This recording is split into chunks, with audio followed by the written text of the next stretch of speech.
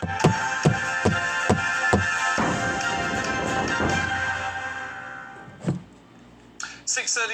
morning to you. You're watching and listening to Breakfast with Stephen and Ellie. Yep, time to go through your papers now. Joining us this morning is Joanna Williams, author and academic, and James Budworth, author and journalist. Good morning to you both. Thank you for joining us. Joanna, let's start with you, shall we?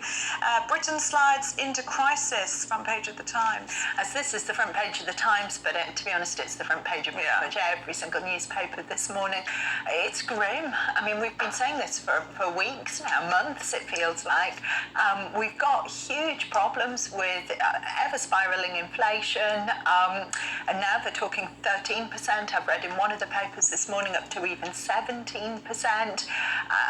All at the same time, I mean, the big news is we're predicting recession now, 3 quarters of negative growth coming at the end of this year, beginning of next year.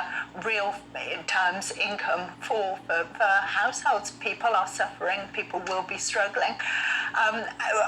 One thing that concerns me, I guess, is that we need to get away a little bit from the alarmism. I mean, that's not to say the alarmism is not justified. This is a major crisis that we're facing, but I think we need to start discussing some more practical solutions, really, as to how we're going to deal with this, not on an individual level of people turning down their thermostat a notch. I'm sure people won't be putting their heating on at all this year, many people, but how as a country we're actually going to be getting out of this. Well, how do we tackle inflation at this point? I mean, I'm not sure quite what Rishi Sunak is saying that will tackle inflation. I mean, the argument being made that Liz Truss's plans will increase inflation. Jules in Andover got in touch. Morning, Jules. Says, excuse me for being thick, but I thought the reason for increasing interest rates in the past was to stop us from spending, which would then reduce inflation. How is it going to help in this situation if we're only spending on essentials? No, absolutely, and a number of people have raised that point. I think it's a very, very good point indeed. Do you know, one thing that surprises me, I mean, before we even get on to what can we do about it, actually looking at the cause of this, in all the coverage and all the hundreds of column inches that have been poured onto this, surprisingly little analysis really of why we're in this situation as well. And one word really that I think is missing from this is a proper analysis of the impact lockdown had on the economy. If you shut down the global economy for 2 years and print money whilst doing it, it's kind of no surprise that you then have spiralling inflation off the back of that. And yet that seems to be missing from the analysis here, and it's kind of interesting to wonder why that might be the case. Yeah, yesterday I was pointing the fingers towards Russia, wasn't it? But we were ignoring the fact that we were locked down 2 years. Yeah, I mean, lockdown's definitely had an impact, but I would also say that this is more of a supply-driven inflationary spiral. So you've got, there's currently China is still locking down, pursuing this crazy zero COVID strategy, which means demand for goods in China from here is lower than it would be. And obviously we've got the war in Ukraine, which is driving energy prices up for everyone.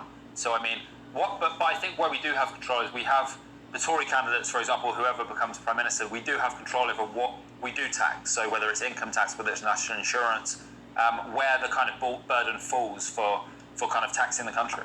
I wonder whether the tax, if tax cuts are aimed at the worst off, that surely wouldn't be overly inflationary, would it? Because it would be spending on essentials. It's just allowing people to get by. I think, for example, the national insurance rise was a bad way to increase taxes because that tends to hit the poorer first. And Rishi Sunak is talking what about the increase of the when you start paying it? Jason says when Liz says she'll reverse the national insurance increase, does that include reversing the new increased earnings cap? If so, I gain nothing in reality. Yeah, I mean, they did have a cap on national insurance increases for the very poorest, but it's still there's still the kind of squeezed middle, people who aren't well off, who are still being hit by that tax. Yeah. I think the other problem as well is that with inflation spiralling at the levels at which it's being predicted to some extent, any talk about 1% here, 1% there actually becomes irrelevant. I mean, Rishi Sunak, he cut 5% off, or was it 5p off the price of fuel not that long ago, but it made absolutely no difference whatsoever to the price that most people were paying at the petrol pumps. No, it's not. It's just not enough, is it? I mean, I thought that at the time. Let's have a look at the Mirror, should we, James? The government's missing in action. This is what the Labour Party was pushing yesterday, isn't it? Yeah, I mean, the Chancellor and the Prime Minister, we have to remember Boris Johnson is still officially the Prime Minister. They've been accused of being missing in action for taking their summer holidays on the day the Bank of England announces this rate increase, and on the day the Bank of England forecast the biggest recession in 30 years. Now, I mean, on one hand, every August, when people tend to go on holiday, when ministers tend to go on holiday, every year, without fail, there is a call for them to come back from their holiday because of some crisis, big or small. But I think this year, that there is actually merit to this because, as I said, the Bank of England's announced or forecast the biggest recession for 30 years. Inflation is predicted to rise to 13% in October, perhaps 15% next year. What difference would it make if they were here? Because it feels like they're kind of asleep at the wheel, I think. It feels like... So it's optics rather than anything else. They're not out the loop, It's partly optics, but it also feels like government ministers should be doing everything they can to get on top of this crisis. Well, I and agree. It doesn't feel like they are when they're on holiday. I do agree. I think everyone needs a holiday at some point, but I think we're right in the midst of a crisis right now. Well, Boris Johnson's going to have a very long holiday in a few months' time, so can he not wait for his tenure to come to an end? I agree there's a real disjuncture between the crisis that we're facing and the response from our leaders, but I actually think the Daily Mirror's got a real cheek in publishing this story because they did more than any other newspaper in the country to campaign to get Boris Johnson out of office. You can't spend months waging a war against the sitting Prime Minister who was voted in with a massive majority and then turn around and hold your hands up in horror when he's on holiday during the month of August. They wanted him gone. You know, they waged this war. They made sure he wasn't there. It's prompted this leadership election. True, there is now a vacuum at the top of the country when we're in desperate need of a bit of leadership in all aspects of life, really, but particularly in the economy. But you can't have it both ways. You can't demand a Prime Minister resigns and then when he does, criticise him for not being in post. And is it not cheeky of the Labour Party to criticise the government for Boris Johnson to be on holiday when Keir Starmer is also away on holiday? I mean, perhaps to an extent, but I think there is a difference in that Keir Starmer is in the opposition and Boris Johnson is supposed to be the Prime Minister. I just find it a bit odd. Boris Johnson's going next month. Can he just not wait and go on his holidays then? And it's just kind of a sense of reassurance. So people are struggling, and it's optics, but optics can be important. People want to feel like the people in charge of the country are actually on top of this crisis and working day and night to solve this problem and reassure people. But if Boris Johnson was here at the moment and he was actually making decisions that would have any kind of impact on people's lives in the future, there would be outrage. People would be saying, this man has no authority, he's not going to be the Prime Minister.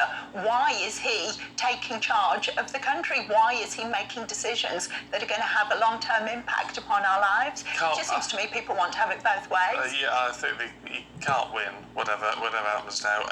Let's have a look at the Daily Mail, Joanna, to matters of great importance to at least half the population, packing shoes for holiday. Well, the women are coming in for a real knocking in quite a few stories in the Daily Mail this morning, I have to say. It kind of riled the feminist in me. And this story is about kind of criticising women for taking 6 pairs of shoes on holiday with them when they apparently only wear 3. Right, well, that's a fair point.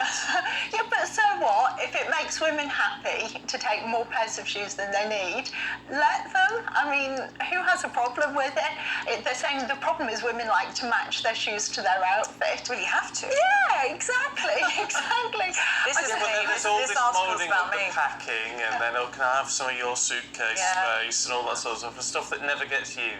Get charged more at the airport. Done that a few times. Yeah. But I think Where are actually they? one of the nice things about going on, obviously being on holiday is really nice in and of itself, but it's also nice the build up to it, looking forward to it, planning what you're going to wear, where you're going to go. For me, that's part of the fun, the anticipation, and that includes thinking about what I'm going to wear. Oh, James, you've got to work out what shirts you're going to wear, what colour you're going to have your hair. Yeah, that is true. But shirts and even hair dye don't take up that much room in a case. It's shoes way more and take up so much space. If you're sharing a case, it can be annoying. So I've shared with my girlfriend and half the case is suddenly filled up with all these shoes. You're lucky it's only half. And many of them never get worn. So yeah, I mean, it can be a bit annoying. The thing is now with the travel chaos at the airport, it's if you if you're not using hand luggage, you're risking waiting a long time at the other end, aren't you? I mean, I think we're going to see a lot of people now going to hand luggage for the Taking first out time. some of the pairs of shoes. Yeah. Yeah, well, this is it. I think hand luggage only. I've just had my niece, who is coming on holiday with us next week, and I've told her hand luggage only. Only booked us hand Oh, luggage. you're so mean. And the first thing she said was, "What am I going to do with all my shoes?" Well, you can't bring them. I think the mail might be onto something there. I think they are onto something. I do think. Let us know if you struggle with your shoe packing. GBNews@gbnews.uk. James and Joanna, we'll see you a little bit later on. Thank you. Thank you.